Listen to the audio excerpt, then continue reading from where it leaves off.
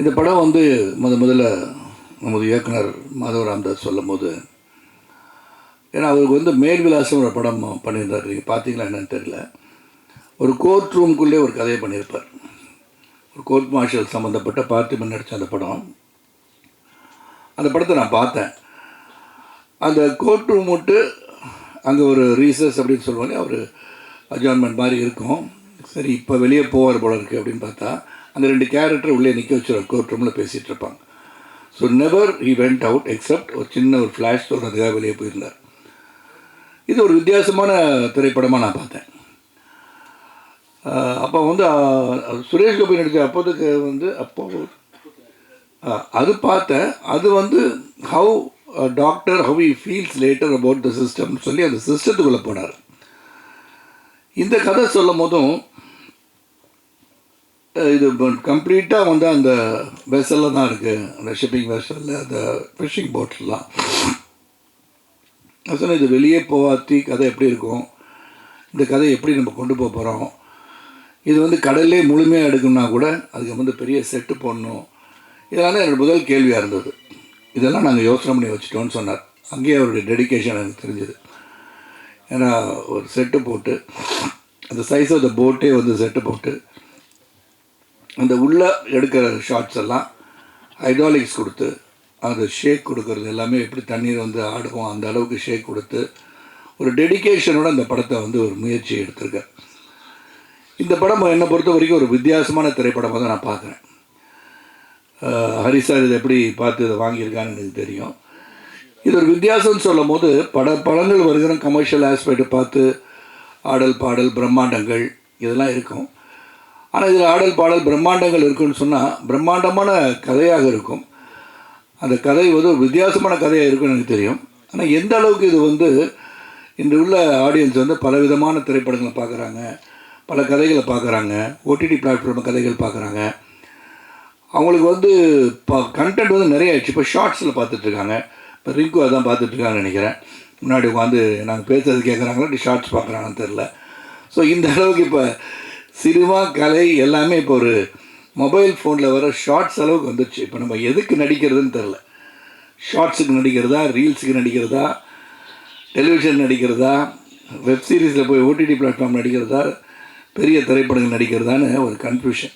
எந்த ஒரு கன்ஃபியூஷன் எந்த ஒரு நடிகருக்கும் தேவையில்லை. எதில் நடித்தாலும் நடிப்பு தான். ஸோ அதில் எந்த ஒரு மாற்றுக்கும் எனக்கு தெரியல. ஏன்னா அண்டர்ஸ் until you bring what you can do to the screen you are not an actor. So any opportunity to act பண்ணுறது ரொம்ப ரொம்ப நல்லது நான் நினச்சிக்கிறேன். ஏன்னா காலத்தின் ஓட்டத்தில் என்னதான் மாறிக்கிட்டே இருக்கும். இந்த மாறுதலுக்கு நான் மாறிக்கொள்ள வேண்டுதான், மாற்றம் ஒன்று தான் மாறாததுன்னு பல தடவை கேள்விப்பட்டிருக்கோம். ஸோ மாதவ ராமதாஸோடைய இந்த வித்தியாசமான திரைப்படம் நான் சொல்லுவேன்.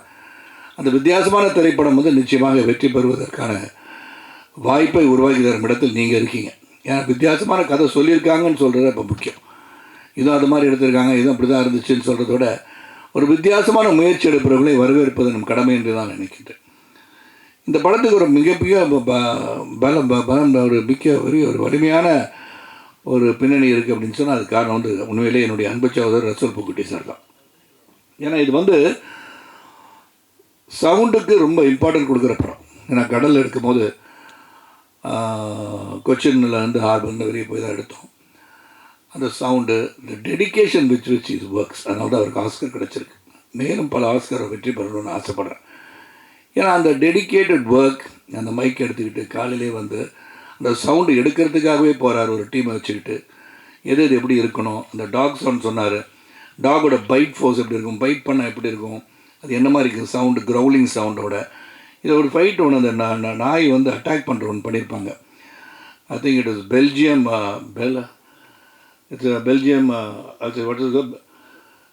மேலோனாய். பெல்ஜியன் மேலோனாய் தான் அந்த நடிச்சிருக்க இன்னொரு கதாபாத்திரம். அது கதாபாத்திரம் நான் சொல்லும் கூட வந்துட்டுருக்கனால அதோட ஒரு ஃபைட்டு வந்து பண்ணியிருப்பாங்க. அதை சொல்ல வேணான்னு பார்க்குற யாரோட ஃபைட் அப்படின்னா உங்கள் கூடயான்னு கேட்டால் நிச்சயமாக என் கூட இல்லை. அது என் கூடயே சுற்றிட்டு இருக்கிற அந்த மேலோனாய் யாருக்கு அடிக்குது, யாரை வந்து இது பண்ணுறதுன்னு பார்க்கணும். அண்ட் இது வந்து எடுக்கிறது எவ்வளோ கஷ்டமாக இருந்திருக்கும்னு யோசனை பண்ணி பாருங்கள். ரொம்ப சிறப்பாக வந்து அந்த ட்ரெயினர் அந்த வண்டர்ஃபுல் ஜாப்னு சொல்லணும். ஏன்னா அதை பார்த்தோம் உண்மையை மெய்சிலிருக்க வைத்ததுன்னு சொன்னால் அது நிச்சயம் மிகையாகாது.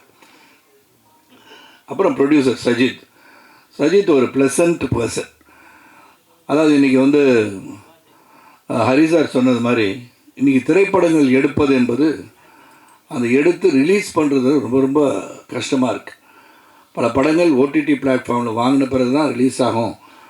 ஓடிடி பிளாட்ஃபார்ம் நிர்ணயம் செய்த பிறகு தான் அந்த படம் வந்து திரைக்கே வரும் அப்படின்னு சொல்லும்போது நாம் அதை மாற்ற முடியுமா என்று சிந்திக்க சூழ்நிலை தான் போயிட்டுருக்கோம்.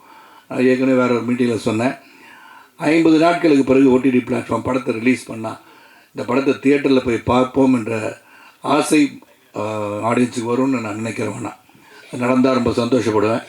அப்போ ஹரி மாதிரி நிறைய பேர் வந்து படங்களை வந்து ரிலீஸ் பண்ண தயாராக இருப்பாங்க. எந்த ஒரு படமும் சரி, நாம் நடித்திருக்கும் போது அந்த படத்தை வந்து வெள்ளித்திரையில் காண்கணும் போது அது வந்து ஆடியன்ஸோடு போய் திரைப்படத்தில் பார்க்கறது தான் உண்மையிலே ஒரு மகிழ்ச்சியும் சந்தோஷத்தையும் தரும். ஏன்னா அப்போது அது வரவேற்கிறார்களா இல்லையா என்பது தெரியும். ஏன்னா நாடகத்தில் நடித்தோம்னா அந்த சீன் நடிக்கும் போதே கைத்தட்டல் வரும்போது சிறப்பாக நடித்திருக்கிறீர்கள் என்று தெரியும். ஆனால் திரைப்படங்கள் திரையரங்குகள் வந்து ரிலீஸ் ஆகும்போது தான் அங்கே வந்து ஆடியன்ஸ் எப்படி ரசிக்கிறாங்க. நீங்கள் பின்னாடி தெரியாமல் போய் உட்காந்து பார்த்தீங்கன்னா எந்த இடத்துல அவங்க வந்து சிரிக்கிறாங்க, எந்த இடத்துல சிரிக்க மாட்டேன்றாங்க.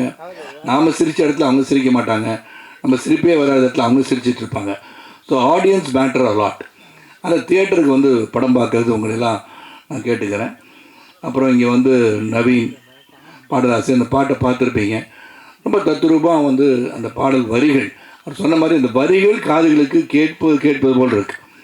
அது வந்து எல்லா sound it's not super seeding the lyrics. அதுக்கு பாராட்டுக்கள். அதுக்கு எல்லாமே பாராட்டு வந்து டைரக்டர், அந்த சவுண்டு டீம் எல்லாருக்கும் பாராட்டு சொல்லணும்.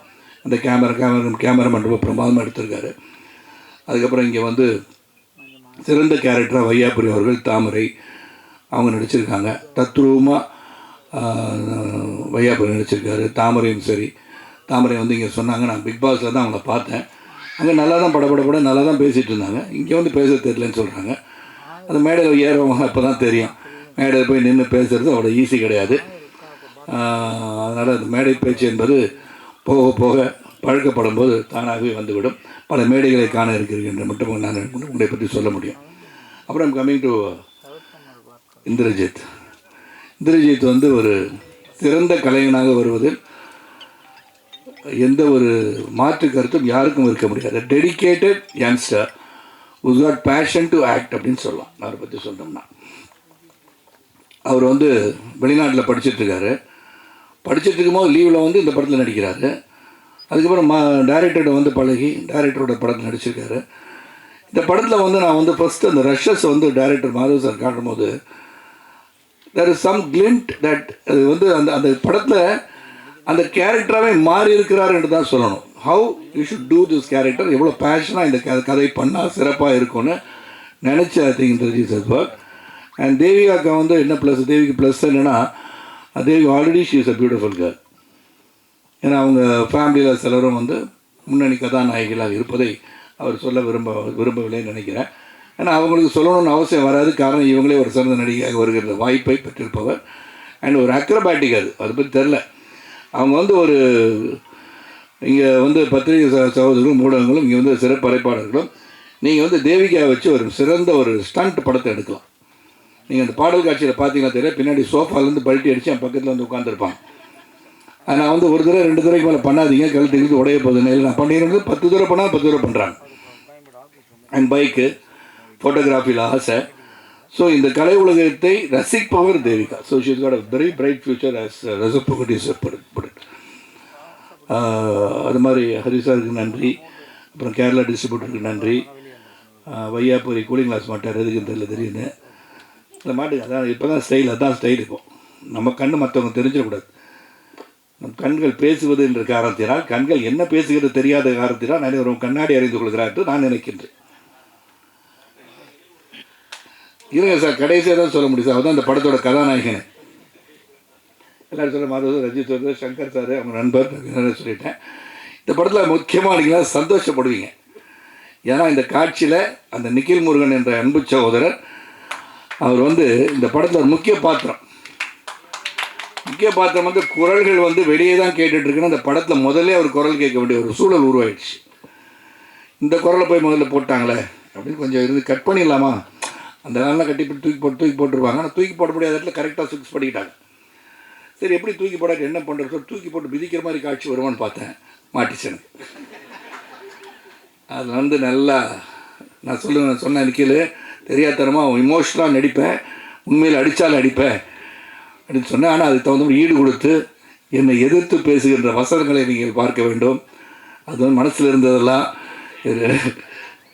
பல பேருக்கு இருக்கலாம், இவர் ஏதாச்சும் எதிர்த்து பேசணும், முறைக்கணும் அப்படின்றது. இந்த மாதிரி சினிமாவில் நீங்கள் நடிங்க, அப்போ இந்த காட்சிகளுக்கெல்லாம் நடிக்க முடியும். நடித்தார், என்கிட்ட வந்து எதிர்த்து பேசினார். அதுக்கு என்ன விடை கிடைத்தது என்று சொன்னால், மிதித்து அவரை தூக்கி போடுகிற அளவிற்கு எனக்கு ஒரு வாய்ப்பு கிடைத்தது. மிக மிக சந்தோஷம்.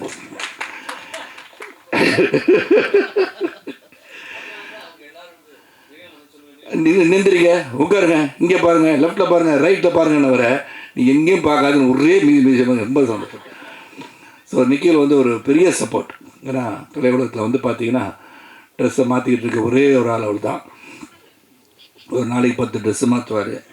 ட்ரெஸ்ஸை மட்டும் மாற்றினா பரவாயில்ல, இல்லை வந்து இதயத்தை மாற்றிடாதீங்கன்னு சொல்ல வந்தேன் நான். நல்ல மனிதன் என்பதை மாற்றி விடாதீர்கள். இந்த வருகை தந்திருக்கும் அனைவருக்கும் ரொம்ப ரொம்ப நன்றி. அந்த படம் மியூசிக் ஜஸ்ட் கிஃப்டாக இருக்கணும், சரி சவுண்டு வந்து பெரிய முக்கியமான பங்கு. எனக்கு கொடுக்கப்பட்ட கதாபாத்திரம் நீங்கள் பார்த்துருப்பீங்க, கிளிம்ஸஸில் பார்த்துருப்பீங்க. ஒரு நெகட்டிவ் ஷேட் இருக்கிற படம் அப்படின்னு சொல்லும் போது ஐ ரியலி கெட், நான் கேள்விகள் கேட்க தான் செய்வேன். ஆனால் இன்றைக்கி வந்து நெகட்டிவாக இருக்கிறவங்க தான் வெற்றி பெறுறாங்க. ஏன்னா இன்றைக்கி வந்து நீங்கள் வந்து கதாநாயகன் என்று சொன்னால் நல்லவனாக இருந்தால் மட்டும் கதாநாயகன் இருக்க முடியாது. அவன் என்னென்ன தப்பு பண்ணுறானோ அவன் தான் கதாநாயகன். வில்லன் பிகம்ஸ் அ ஹீரோ, அந்த hero becomes a villain these days. நான் கலை உலகத்தை பற்றி பேசுகிறேன், நீ வேறு எதுவும் எடுத்துக்கூடாது. ஏன்னா அப்படி தான் இருந்துச்சு. ஏன்னா புஷ்பா 2ல் வந்து பாவம் அதில் வந்து அவர் வந்து செம்மரம் கடத்திட்டுருக்காரு, அவர் தானே ஹீரோ. ஏன்னா அந்த பாவம் ஃபாத் ஃபாசில் வந்து gets beaten till the end is not able to கேட்ச்ங்கிற மாதிரி இருக்குது. அந்த மாதிரி இன்றைக்கி வந்து காலங்கள் மாறிவிட்டன. ஆனால் எதை நோக்கி போது ஒரு கதை வித்தியாசத்தை தேவைப்படுகிறது. அந்த வித்தியாசத்துக்கு பயன்படுத்துறது தவறு என்பதை உணர்த்துகின்ற காட்சிகளும் வந்து விடுகிறது. அதனால் அது ஒரு டிஸ்க்ளைமர் மாதிரி போட்டுடுறோம். ஆனால் இந்த படம் வந்து என்னை பொறுத்த வரைக்கும் இது வந்து மிகப்பெரிய கலெக்ஷன், 1000 கோடி கலெக்ட் பண்ணோம், 3வது நாளே வெற்றி விழா கொண்டாடுவோம் அப்படின்னு நான் சொல்ல மாட்டேன். இதை பொறுத்த வரைக்கும் ஒரு நல்ல கதை, ஒரு சிறந்த இயக்குனர், வித்தியாசமாக சிந்திக்கின்ற ஒரு இயக்குனர், எப்படி மேல் சம்பப்ப எல்லாம் பண்ணாரோ அதே மாதிரி இந்த படத்தையும் நான் இதுக்குள்ளே தான் சார் பண்ணணும் அப்படின்னு ஃபீல் பண்ணியிருக்கேன். கதை வெளியே போயிட்டு வந்தாலும் இதுக்குள்ளே நடக்கிற இந்த சம்பவம் அண்ட் அதில் நடக்கிற emotions between me and Indrajith and performance orient film, இதை வந்து கடுமையாக பேசுவதும் சரி, கடுமையாக நடந்து கொள்வதும் சரி, அந்த போட்டில் எடுக்கிறதுக்கு நாங்கள் பட்ட கஷ்டங்கள், அதுக்கப்புறம் அந்த இறுதியில் என்ன நடந்ததுன்றது வெரி இமோஷ்னலாக வந்து அந்த கதையை வந்து ராம்தாஸ் சார் சொல்லியிருக்காங்க. Thank you for giving me this opportunity director sir. நீங்கள் வித்தியாசமான படங்களை எடுங்க, do not deviate from what thoughts you have. ஏன்னா அதை டிவியேட் பண்ணாமல் நான் இந்த மாதிரி எடுக்கலாமா, இப்படி வேறு வித்தியாசமாக படம் பண்ணலாமா அப்படின்னு நினைக்கணும்னு அவசியமே கிடையாது. Keep your genre and make it more interesting and commercial. ஏன்னா கமர்ஷியலாக இருந்தால் தான் you will be look back and people will start looking at you. Because producer அவர் பணம் சம்பாதிக்கணும், டிஸ்ட்ரிபியூட்டர் பணம் சம்பாதிக்கணும். ஸோ இந்த படத்துக்கு வந்து நீங்கள்லாம் வந்து உங்கள் ரிவ்யூஸ், நீங்கள் படம் பாருங்கள். ஒரு வித்தியாசமான முயற்சி, நாங்கள் இதை எதிர்பார்த்து வந்தோம், அதெல்லாம் இல்லையே அப்படி நீங்கள் ஈஸியாக சொல்லிட்டு போயிடலாம். எடுத்த முயற்சிக்கு நீங்கள் உறுதுணையாக இருந்தீர்கள் என்று சொன்னால் இது போன்ற படங்கள் வெற்றி பெறும் என்ற நம்பிக்கை எனக்கு இருக்குது. மீண்டும் உங்கள் அனைவருக்கும், கலை உலக சகோதரர்களுக்கும், வருகிற சிறப்பு அழைப்பாளருக்கும், ஊடக நண்பர்களுக்கும், பத்திரிகை சகோதரர்களுக்கும், செல்போன் பிரியர்களுக்கும், தொலைக்காட்சி நண்பர்களுக்கும், என்னுடன் வருகை தந்திருக்க தேர்வூட்டிகளுக்கும், என் சகோதரர்களுக்கும், மேடையில் இருப்பவர்களுக்கும், இங்கே நல்லா கம்பேர் பண்ணிகிட்ருக்க அன்பு சகோதரி அவர்களுக்கும் நன்றிகளை சொல்லி விடைபெறுகின்றேன். நன்றி, வணக்கம்.